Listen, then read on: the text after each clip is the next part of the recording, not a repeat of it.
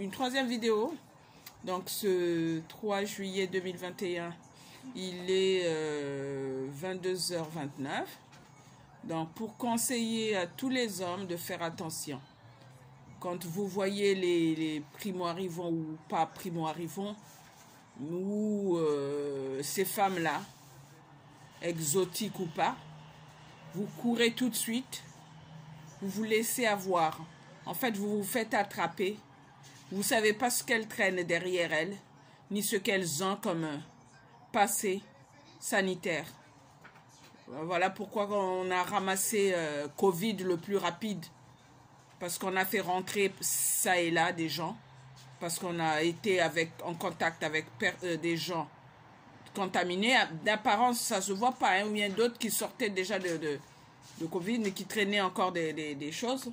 Et voilà pourquoi ça s'est répandu. Moi, j'ai fait mon petit constat, ma petite étude. Et je vais vous assurer d'une chose. Même en tant que je suis cadre de santé, médecin étranger, je sais ce que c'est. Il y a des populations, par exemple, surtout au moment de l'accouchement.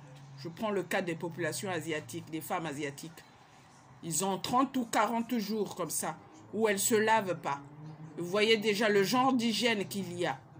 Et moi, en 2017 exactement, je pense, la Vierge Marie et Saint-Michel, j'étais dans la maison en train de prier.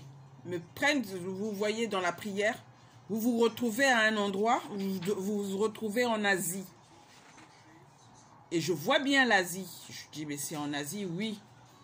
Mais ils te disent, voilà là-bas, c'est sale, c'est sale. J'ai dit, mais ça ne me regarde pas. Je sais que c'est une population, il y a beaucoup de populations de ce continent-là qui sont sales. Dans le sens où même quand on fabrique à manger, il y a des gens qui ont fait déjà des enquêtes aussi.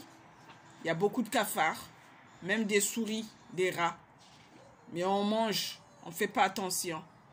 Parce qu'on ne voit pas tout ce qui est hygiène.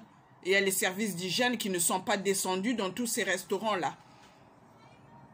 Et si je parle aujourd'hui, c'est pour vous prendre le cas, surtout au niveau de la santé, des femmes. Les femmes qui ne se lavent pas pendant une trentaine de jours ou quarantaine de jours après l'accouchement. Regardez tout ce qui ressort, toutes ces saletés-là, les lochis et autres. Si la femme ne se lave pas, elle est dans quel état? Parce qu'on croit coutume, culture, machin truc. Mais il faut aussi s'inculturer. Quand on va dans un pays, quand on est dans un endroit, comme on dit chez moi au Congo, un proverbe, quand tu arrives dans un endroit, si les gens dansent avec un pied, apprends à danser avec un pied. Si c'est avec les deux pieds, apprends à danser avec les deux pieds. Tu choisis ce qui est bon dans la culture de l'autre, tu l'intègres. Ce qui est mauvais, surtout au niveau éducationnel, tu jettes. Mais ce qui t'intègre dans la culture, ce qui fait que tu puisses t'intégrer, que tu puisses t'assimiler.